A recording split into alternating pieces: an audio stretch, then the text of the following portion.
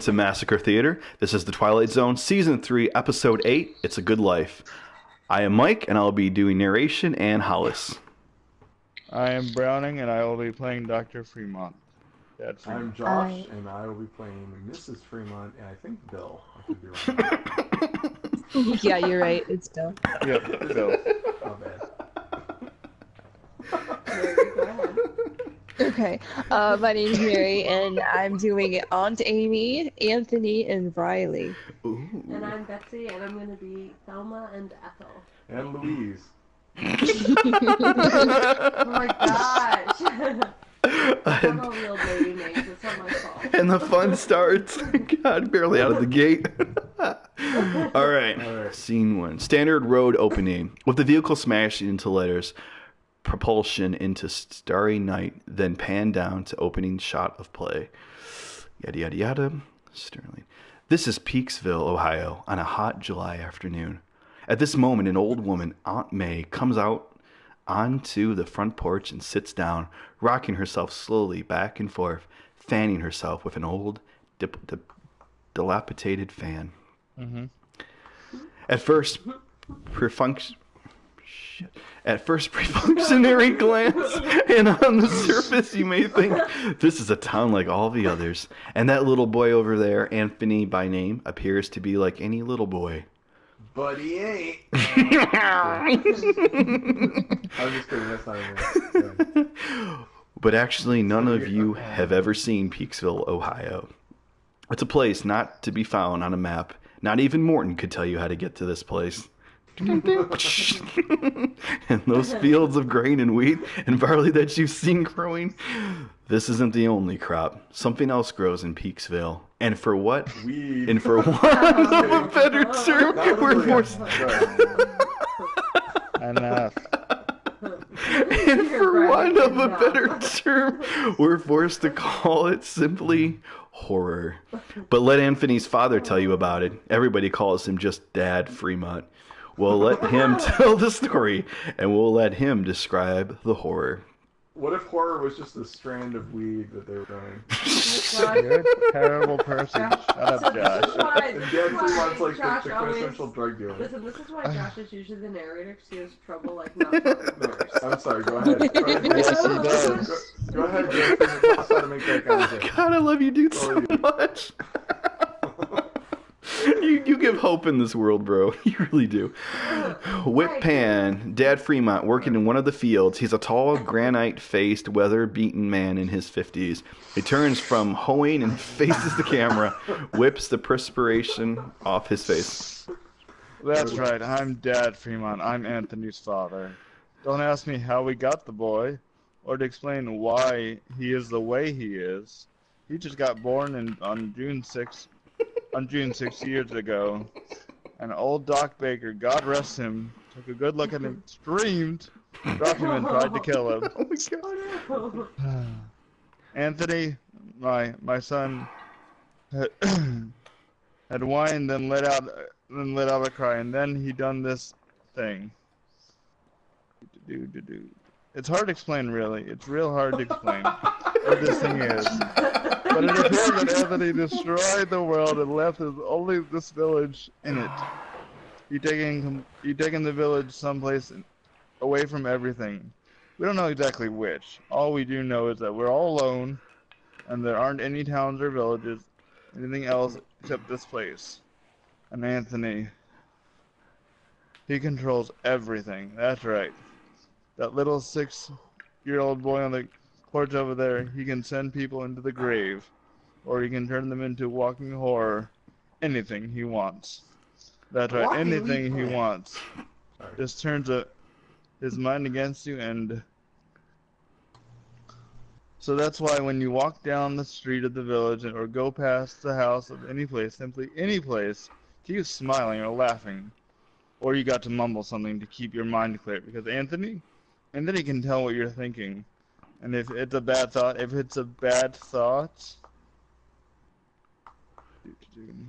for a much that's you.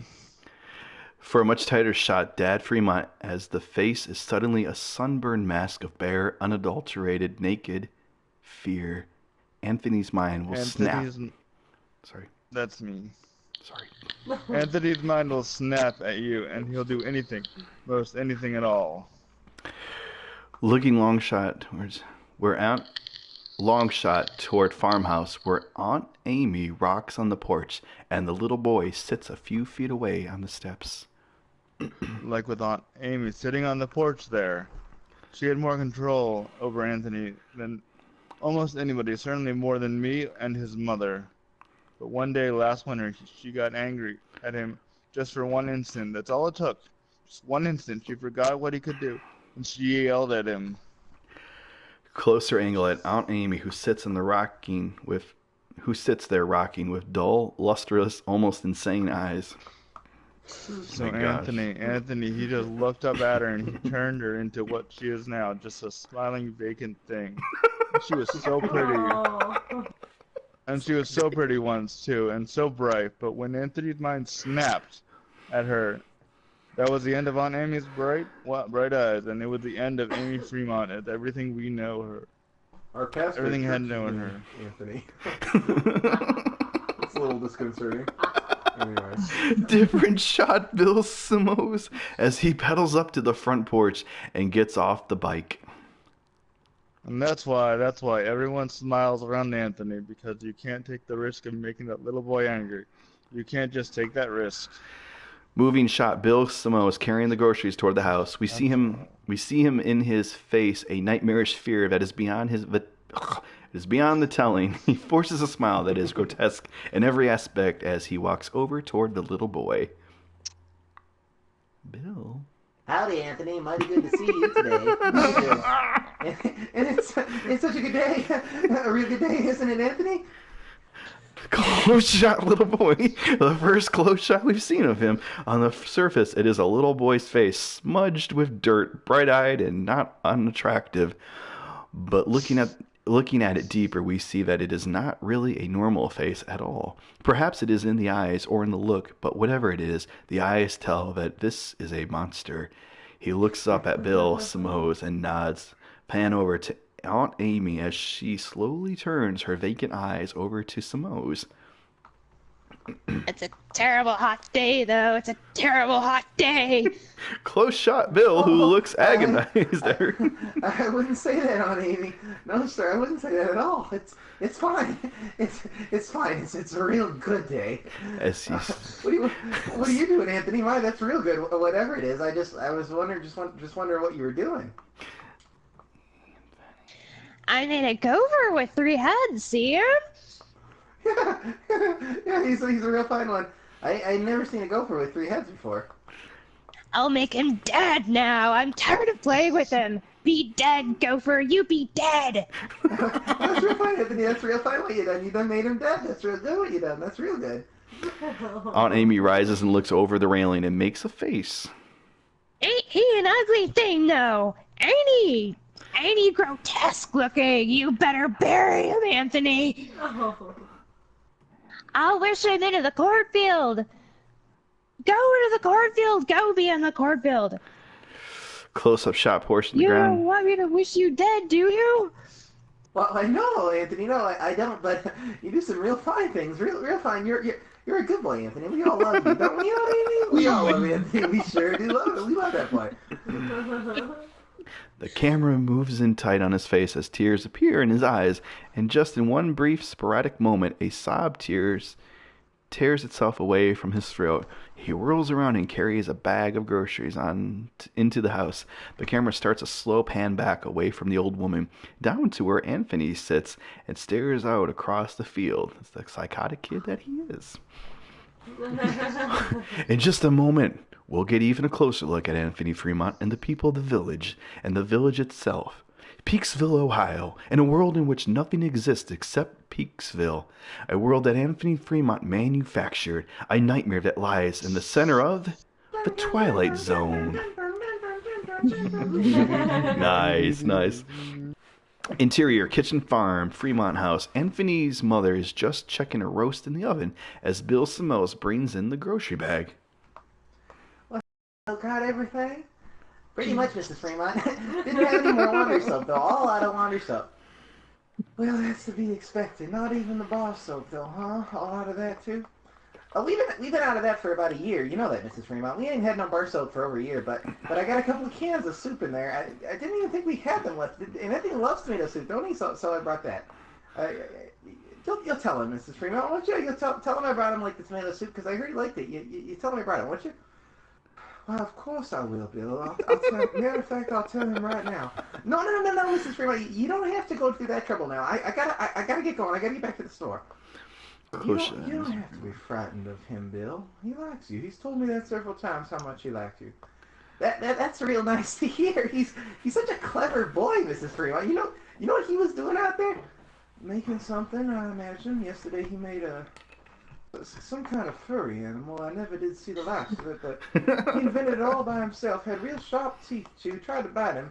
Anthony wished it into a cornfield. I was kind of hoping that, I gotta be going, Mrs. Fremont, but I mean, it's real. It's real fine that Anthony keeps making these things. Real fine indeed, yes, ma'am. It's real fine. See you tonight. Well, sure. It's television night tonight. Anthony's going to put a picture on the television, and we're going to have the surprise party for Dan Hollis. A real nice surprise party.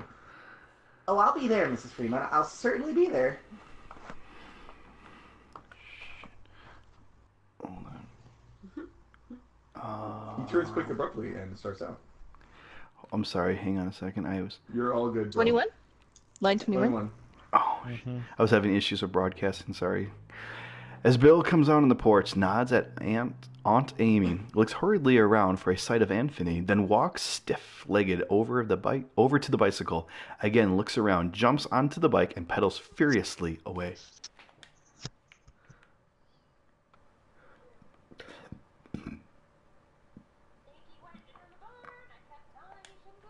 But Amy! Well, it's a real good thing that Anthony goes into that barn. A real good thing. Agnes, he ain't even around now. You don't have to say that. But even so, Amy, it's nice that he goes into the barn. It's real nice. We mustn't think anything bad about him, Amy.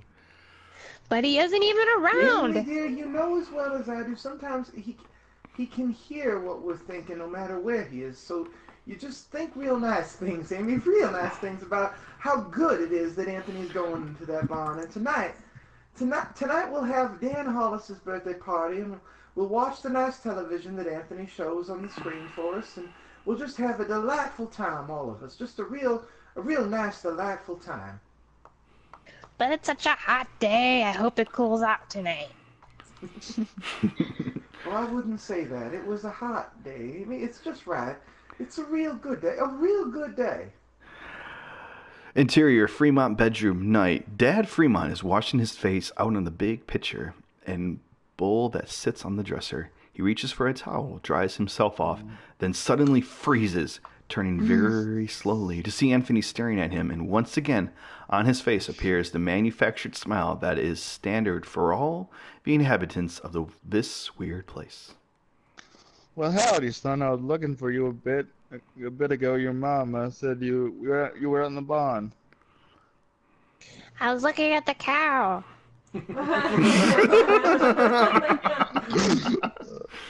Oh, that's good. That's real good, Anthony.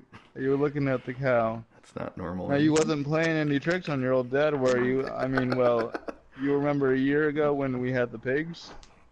I turned them into monsters. Doggone it if you didn't. Real funny looking things. But good things, Anthony. Real good things. And it's a good thing that you did that. It's real good. Television night tonight. I'm going to make television for everybody. You sure are. Everybody's looking forward to it. Just like they do every week when you make the television. We're going to have a surprise party for Dan Hollis, too. Close shot Anthony as he looks around the room. Close shot Dad Fremont as his eyes half closed in an anguished expectation of what new horror can be wrought here, then breathing heavily and with the same gargoyle smile. What are you looking for? Something, Anthony? Can I get you something, son? No kids came over to play with me today, not a single one, and I wanted someone to play with. Dead Fremont turns toward the mirror. Angle shot Anthony's reflection in the mirror along with Dad's. Well, no, Anthony, you remember the last time some Jun came over? Little free. Had a real good time. Oh my gosh, freak. Oh, sure you did. Sure, you had a real good time, and it's good that you had a good time. It's real good. It's just that. It's just what? It's just that you wished them into the cornfield, but their mommy and daddy were real upset. About what? Dad. I don't mean. Oh, I didn't mean upset. It was real good that you wished them into the cornfield. Real good, and everyone was glad. But if you wish people away like that, they won't be none left. Maybe next weekend, then we'll talk some of the folks about having their children come over. We'll do that, won't we? Anthony nods stoically, his face a mask. Stoically? Thank you. Stoically. That's what I meant. Brownie, can you turn down your mic just a hair?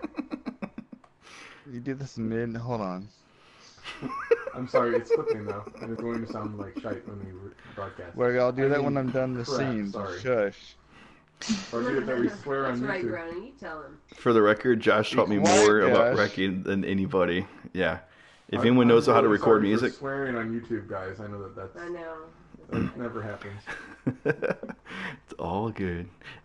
All right. Bring it back in. Anthony nods stoically. Hopefully I said that right. His face a mask. Crushed it. Thank you, guys. And you make some of those funny animals that you make. That's fun, isn't it? That's lots of fun. Oh my gosh. Again, Anthony nods. There's the sound of the dog barking from outside. Oh, shit. Oh, yeah, that dog sounds like Bill's son's dog. Not many dogs would know, Anthony. You wish them all away. Oh. Oh. Gosh. I don't like them. They didn't like me. I hate anybody like that. I hate anybody who doesn't like me. Oh my gosh. Gosh. Why everyone likes you, Anthony? They love you, son. You're everyone's favorite. I heard someone think one time, I don't remember when, but sometime, that I shouldn't have wished away all the automobiles, things that, the electricity. They said that it wasn't good that I did that. Somebody thought that one time. Who? Who thought that?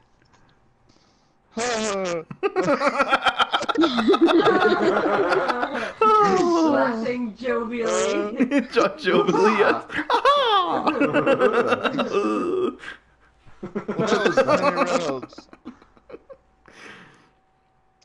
Why, that was Henry Reynolds who thought that.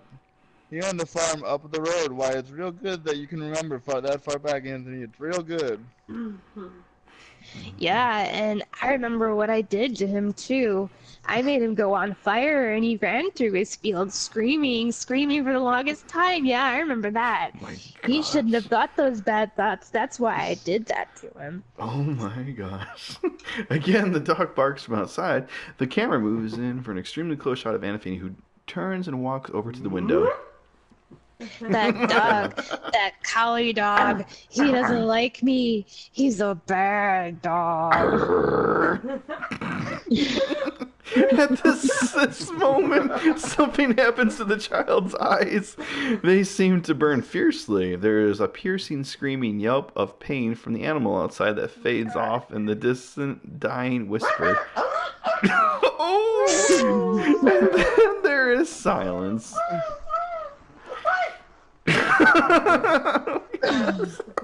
Moving shot, Dad Fremont as he walks to his son's side. Yeah. Why isn't that a good thing? What have you done, Anthony? A real good thing. What if you would be another good thing if you wished what was left of him into the cornfield.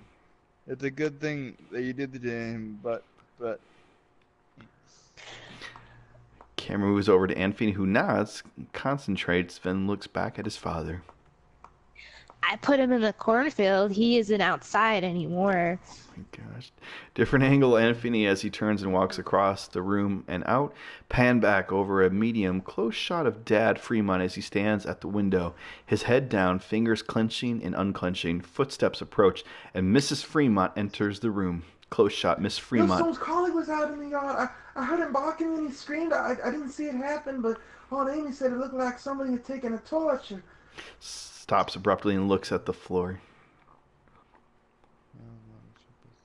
Well, Anthony done that. It was a real good thing that Anthony done it. Wasn't it, honey? It wasn't a real good thing.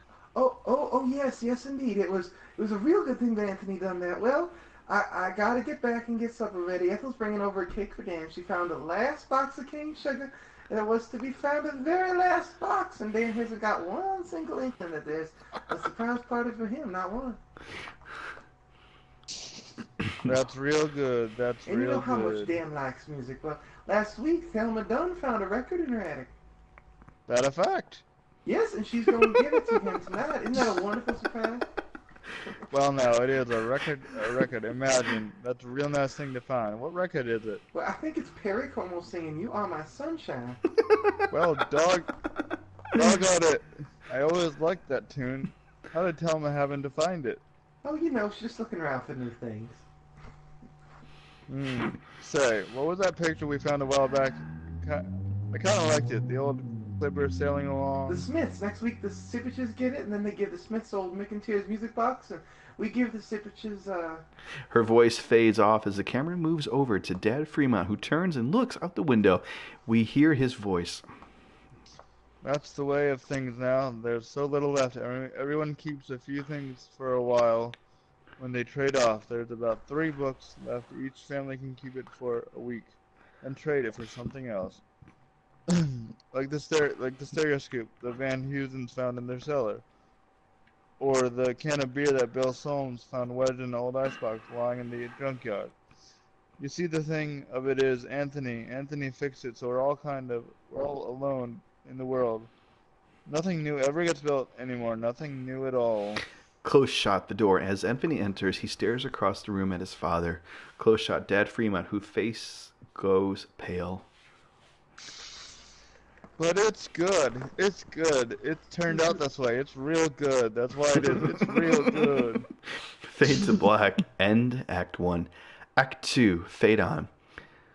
There are perhaps 6 couples sitting around staring at the television set. The camera pans back across these people. Each wears a fixed, forced smile, and at the interviews they applaud as if by direction. Yada, yada, yada, yada. The television screen goes black. The entire room applauds. Hooray, yay, encore, yay, hooray. Clap, clap, clap, clap, clap. Nice touch, guys. Nice touch. That's all the television there is. Oh, it was wonderful, Anthony. Wasn't it wonderful, everyone? Wasn't Anthony's television wonderful tonight? Oh my gosh. There's a chorus of forced approval that comes from type. It was much better than the old television. And now the big surprise for Dan's birthday. Go ahead, Ethel. Give your hubby the big surprise. Ethel goes around to a spot behind the sofa. And takes a circular wrapped package. She hands it to Hollis. He looks at it grinning. What's this? Slowly opens the package and removes the phonograph record. Ferio Como. Why, I haven't heard Ferio Como in years and years. His wife hugs him. I haven't heard him ever because he's Happy very birthday, darling. Why, Happy Josh? birthday. Hey, you better be careful. I'm holding a priceless object. Look, do you think we could play it? Gosh, what I'd give to hear some new music. Just the first part, the orchestra part, before Gomo sings. There better be a sober silence as everyone stares. There's a sober silence as everyone stares at him and then looks away. So when it goes wide like that, that's a sign that it's not you talking. I like it. Gotcha. I don't think we better, Dan. After all, we don't know where the singer comes in, and it would be taking too much of a chance. Better wait till you get home. Different angle, Hollis, as he reluctantly puts the record down on the table. It's good that I can't play it here. Oh yes, it's good. It's really good. Now, I think it's time for Pat Riley to play some piano for us. How about that? My pleasure. He walks over to the piano, sits down, and starts to play, suddenly conscious that Anthony is standing close to him, watching him. Close shot, his fingers on the keys, pan up to angle shot, his face as the features twist. He forces a smile and hits a flat note. Then he whirls around hurriedly to Anthony. It would be good if you told me what to play, Anthony. It would be real good if you told me what music you like. Just play. Play anything. All right. I'll play. Night and Day. That's a nice old tune. The people converge around the piano. There's a chorus That is a nice old tune. Good note, sir. The people converge around the piano. There's a chorus of voices. Yes, that's a good tune. Oh yeah. Yes, that's a great tune. Oh my gosh, what a Good tune.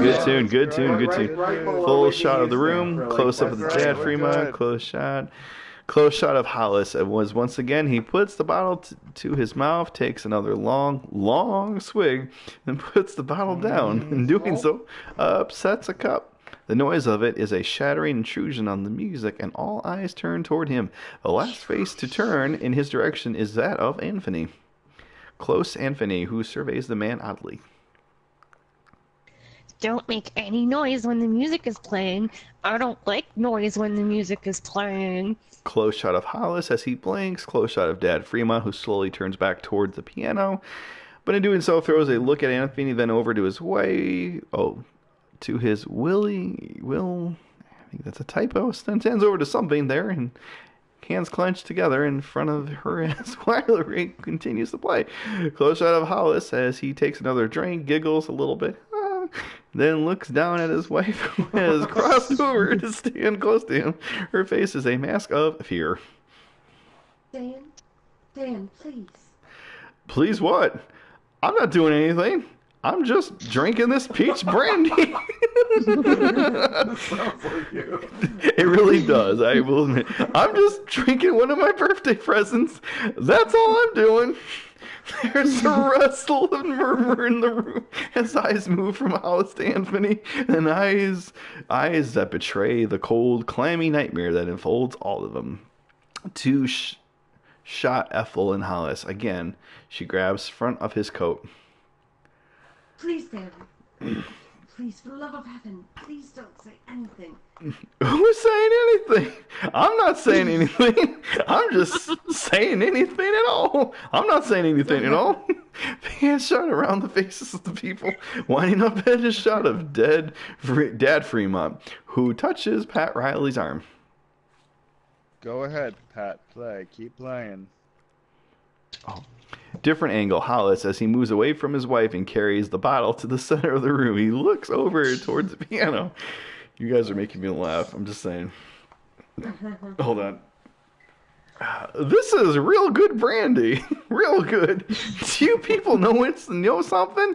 There's only 5 bottles of real whiskey left in the whole village. Only 5 bottles. 1 rye, 2 scotch, 1 after dinner liqueur, and this here.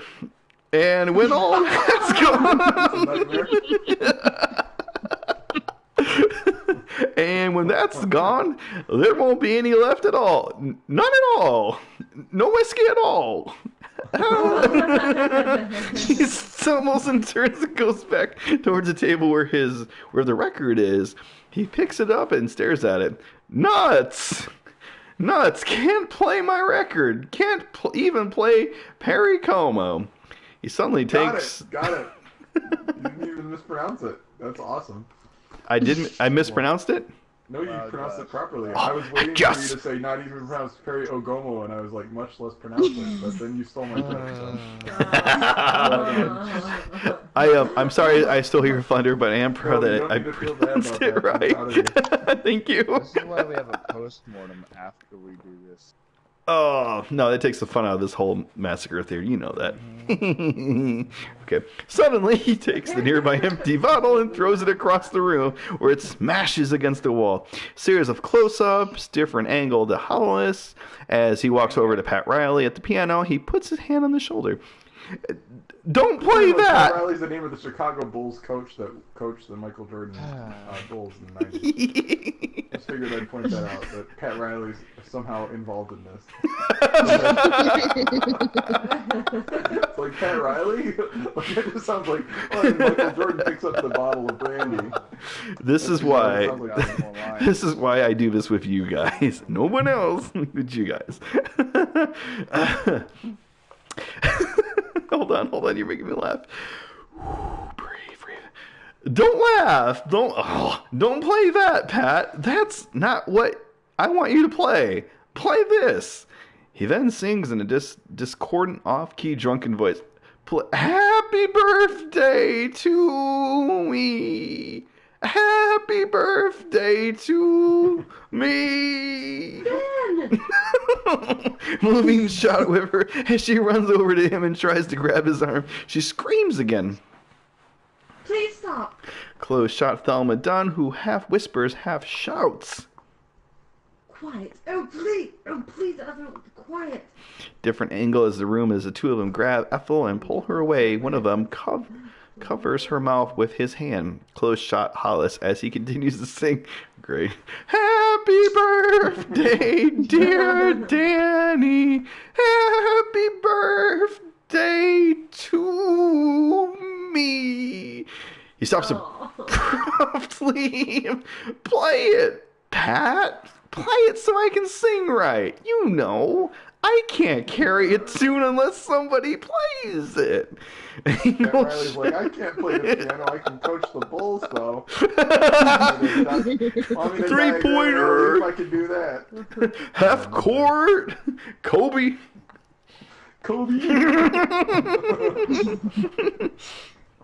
I'm getting there. Hang on. Josh, you kill me, bro. Eagles shut, looking up at Pat Riley as his face is sweaty and white. His hands shaking on the keys as he starts to play something like Lover in a slow waltz tempo, but his hands fumble so badly over the keys that every other note is flat and wrong. Extremely. Exactly as if Pat Riley was actually trying to play. But, sorry, go ahead. Mayor, this is what it was like living with Josh the whole time. A lot of laughing. A lot of laughing. Still alive. I don't know. I ask myself that every day. Because I was there. I'm not exactly the best influence, but okay. 62 seem extremely tight close-up shot Hollis as he turns very slowly away from the piano bench. He stares across the room at Dad Fremont and Mrs. Fremont, who stands close by. He suddenly whirls around and slams his own hand on the keyboard, stopping all sound in one burst of discordant chord. Then he straightens up and looks again toward the Fremonts. You and her! Tears gleam on his cheeks, caught by the candlelight in the room. You and him! You had him to get. You had to go have him. He suddenly throws back his head and sings again. You are my sunshine. Aww. My only sunshine. You make me happy when I am blue. Close shot Ethel, struggling in the embrace of the two men who hold her. Close shot Hollis as he stops singing, looks down at the floor, then looks up very slow, pan, yada, yada, yada. Cold eyes surveying him, the little face a mask. You monster, you dirty little monster, you murderer.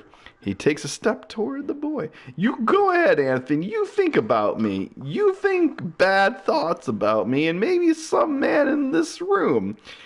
Some man with guts, somebody who's so sick to death of living in this kind of a place is so willing to take a chance. Well, we'll sneak up behind you and lay something across your skull and end this once and for all. His eyes widen.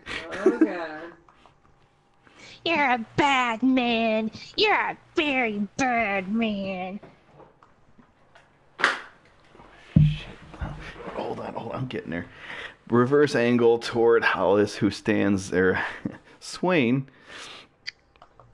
with the alcohol. You think that, Anthony? You go ahead. I'm a very bad man. Keep thinking that. Somebody get behind him. Somebody end this now.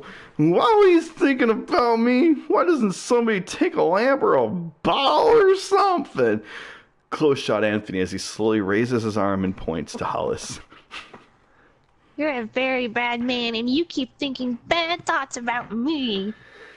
Closer, tighter angle on Anthony as his eyes suddenly burn bright and fierce. Several extremely tight tilt close shots of the face. Yana angle of shots on the floor where the shadow of Dan Hollis is now plays on the wall is a wiggly cobra-like thing which coils and uncoils. Dad Fremont takes a step toward his son. Anthony, wish it away. Wish it into the cornfield. Please, son. Wish it into the cornfield. I'm getting there. Hang on. Close shot Anthony, who nods, looks down again, concentrating. Shadow on the wall as it disappears. In its aftermath, there is absolute dead silence. Close shot Anthony. He was a bad man, so I turned him into a snake. A snake that still had his bad face. Ooh. He turns toward Ethel, who looks at him with an expression that cannot be described. Half horror, half fear, half burgeoning hate. You mustn't think that thoughts either. I'll do the same thing to you. Play some more music. Close shot Dad Fremont. It's a good thing that you did that to Dan. It's a very good thing. Close shot to Pat Riley, who once again begins to play night and day on the piano, tears rolling down his face. Oh yeah, it will swell, just swell, a real good thing. Gosh. Different angle Anthony as he climbs up on the top of the piano and sits there quietly with his hands on his lap. Close shot Aunt Amy, who sighs, looks at the piano, then the television set. I kind of like that a little better when there were cities outside and we could get real television and things like that. Why, Amy, it's good for you to say such a thing. Very good, but how can you mean it? Why, Anthony's television is much better than anything we ever used to get. Close shot Dad Fremont. Oh yes, it's fun, Anthony. Anthony's are the best shows we've seen. Again, the chorus of assent, hopeful voices in total agreement, and gargoyle smiles. Camera pans over. Absolutely. Yes. Oh my gosh. So good. Remember, all we used to So have was good. American Idol. So and good. now It's so good. Then suddenly Whatever. 24/7. we begin to see heavy drops 24. of snow.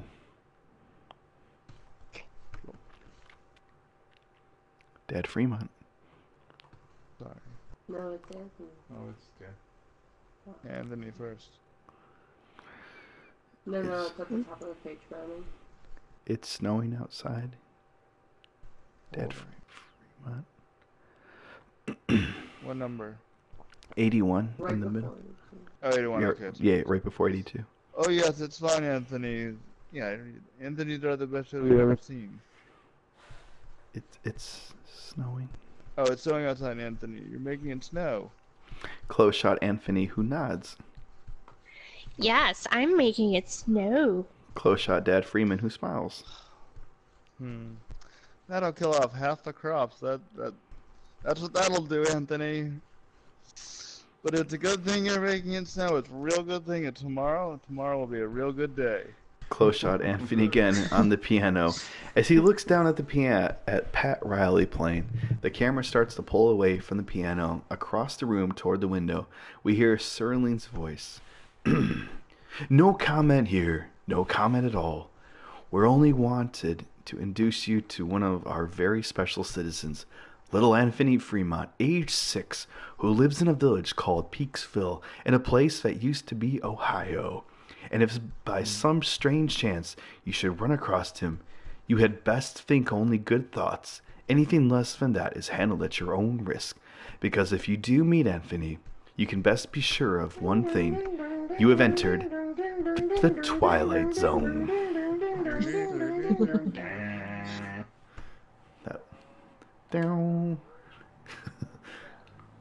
That was a lot of fun, you guys. That was